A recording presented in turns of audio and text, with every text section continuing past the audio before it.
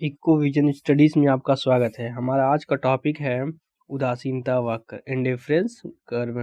तो सबसे पहले देखते हैं कि हमारा उदासीनता वक्र क्या होता है। तो कह रहा है उदासीनता वक्र कि दो वस्तुओं के विभिन्न संयोगों का क्या बिंदुपथ होता है जहां उपभोक्ता को एक समान संतुष्टि की प्राप्ति होती है। इसका क्या मतलब है, मान लीजिए ये वाई एक्सिस है और ये एक्स एक्सिस है। इधर मान लीजिए एक्स वस्तु लेते हैं और इधर वाई वस्तु। तो कह रहा है कि ये दो वस्तुओं क्या है, एक संयोग होता है। तो मान लीजिए ये यक्स का और ये वाई का ये क्या है, एक संयोग है। फिर ये भी मान लीजिए एक यक्स और वाई का क्या है, एक संयोग है। मान लीजिए यहाँ मान लेते हैं यक्स और वाई का ये क्या है, संयोग है। तो कह रहा है कि ये क्या विभिन्न संयोगों का क्या बिंदुपथ होता है, जिसमें क्या दो वस्तुएं हैं और दोनों वस्तुओं का क्या है, एक संयोग है। तो मान लीजिए एक बिंदु, दो बिंदु और एक तीसरा बिंदु, ये तीन संयोग है। तो इनको क्या है, एक बिंदुपथ होता है। दोनों वस्तुओं का क्या है, एक विभिन्न संयोगों का क्या है, एक बिंदुपथ है। इसी क्या कहते हैं, इंडिफरेंस कर्व, उदासीनता वक्र। अब इस पे क्या होता है, जो उपभोक्ता है इस पे समान संतुष्टि प्राप्त होता है। चाहे किसी भी बिंदु पर रहे उसे समान संतुष्टि प्राप्त होगा, चाहे वो यहाँ रहे, चाहे किसी भी पॉइंट पर है, इस बिंदु पे एक समान संतुष्टि की प्राप्ति होगी उसे। आगे देखते हैं। तो यही क्या है, देखिए इधर एक्स वस्तु दिया है और इधर वाई वस्तु दिया है। तो जो ए क्या है, यक्स और वाई का क्या है, एक संयोग है। बी भी क्या है, एक यक्स और वाई का क्या है, संयोग है। ऐसे ही सी भी यक्स और वाई का संयोग है। फिर डी और ई भी क्या है, यक्स और वाई का संयोग है। तो यक्स वाई का संयोग का क्या है, एक यही बिंदुपथ बना दिए। इसी को क्या कहते हैं, इंडिफरेंस कर्व कहते हैं। आगे देखते हैं। तो कह रहा उदासीनता मानचित्र क्या होता है। तो उदासीनता मानचित्र क्या होता है, ये उदासीनता वक्रों का क्या है, एक समूह होता है। और ये क्या करता है, जो उपभोक्ता की सभी जो प्राथमिकताएं हैं उसी को क्या करता है, व्यक्त करता है। इसमें एक से अधिक उदासीनता वक्र होंगे, उसी क्या कहेंगे, उदासीनता मानचित्र। अब देखिए, जो उदासीनता मानचित्र में होता है, एक से अधिक मान उदासीनता वक्र होते हैं। तो एक उपभोक्ता जो होता है हमेशा क्या करेगा, ऊंचे से ऊंचे उदासीनता वक्र को क्या करेगा, प्राथमिकता देगा। वो नीचे को कम देगा, नीचे वाले उदासीनता वक्र, लेकिन ऊंचे वाले जो उच्च उदासीनता वक्र है उस पर वो क्या करेगा, अधिक से अधिक प्राथमिकता देगा। देख लीजिए,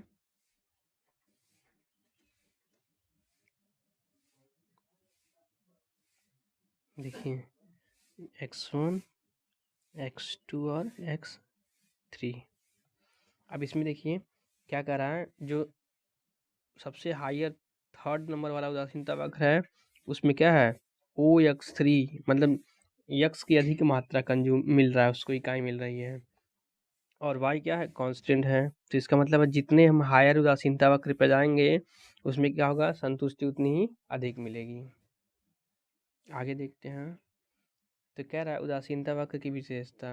तो कह रहा है उदासीनता वक्र क्या होता है, बाएं से दाएं नीचे की ओर गिरता हुआ होता है, मतलब लेफ्ट राइट। तो इससे क्या है, ये बाएं से दाएं क्या हो रहा है, गिरता हुआ होता है। और इसका जो स्लोप होता है, इसका स्लोप भी क्या होता है, बाएं से दाएं क्या होता है, गिरता हुआ होता है।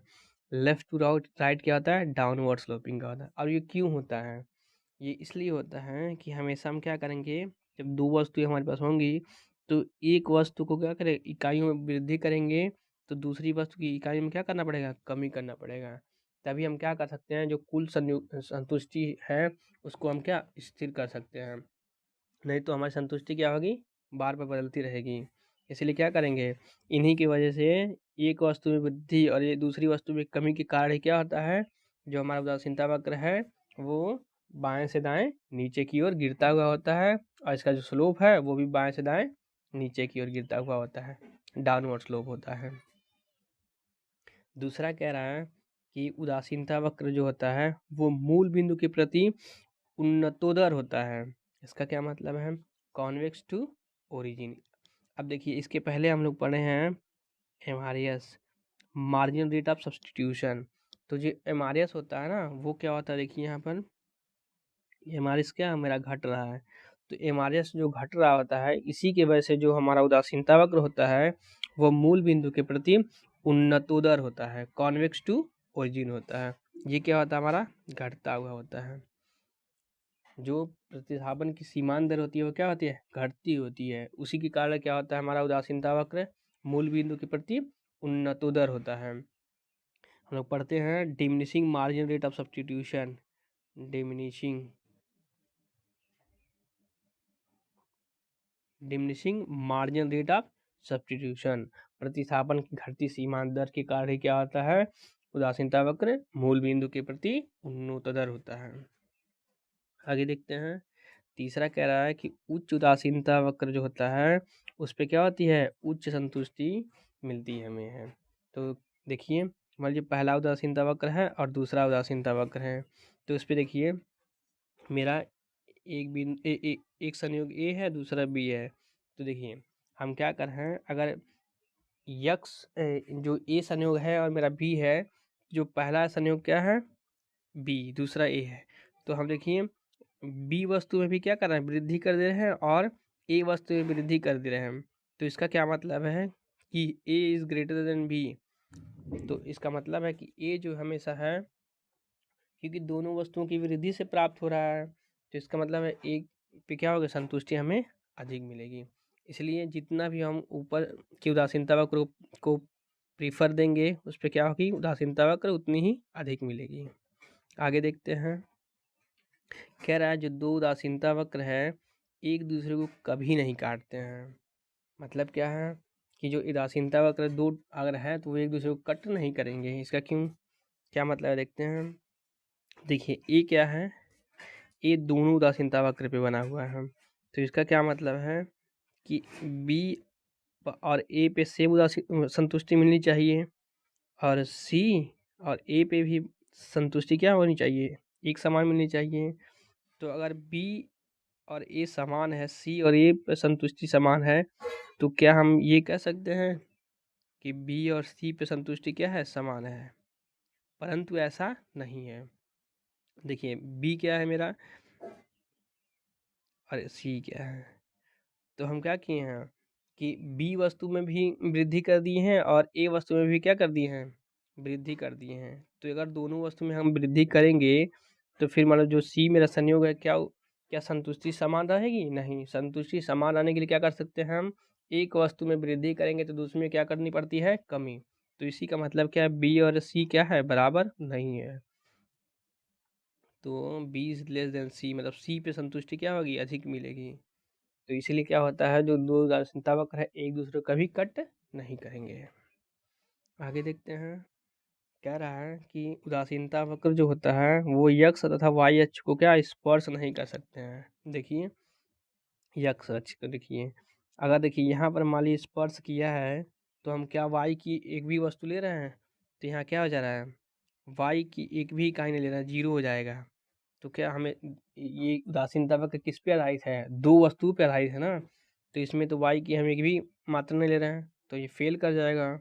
तो ये पॉसिबल नहीं है। और यहाँ पर देखते हैं, देखिए वाई, यहाँ पर देखिए वाई अक्ष को टच किया, इसका मतलब क्या है, यहाँ पर जो है यक्स की एक भी मात्रा नहीं ली गई, जीरो है।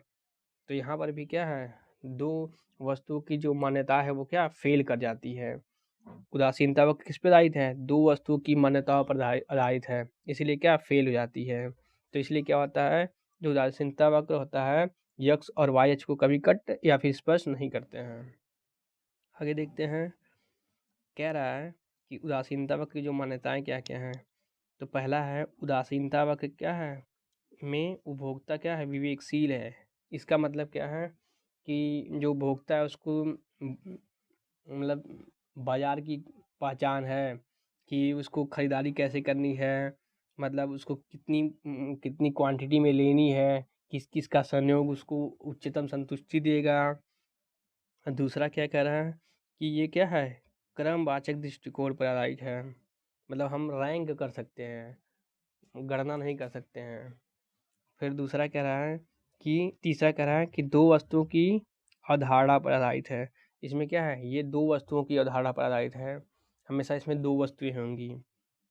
फोर्थ नंबर कह रहा है कि उपभोक्ता क्या कर रहा है, अपनी सीमित आय को किस पे खर्च करता है, 2 वस्तुओं पर खर्च करता है।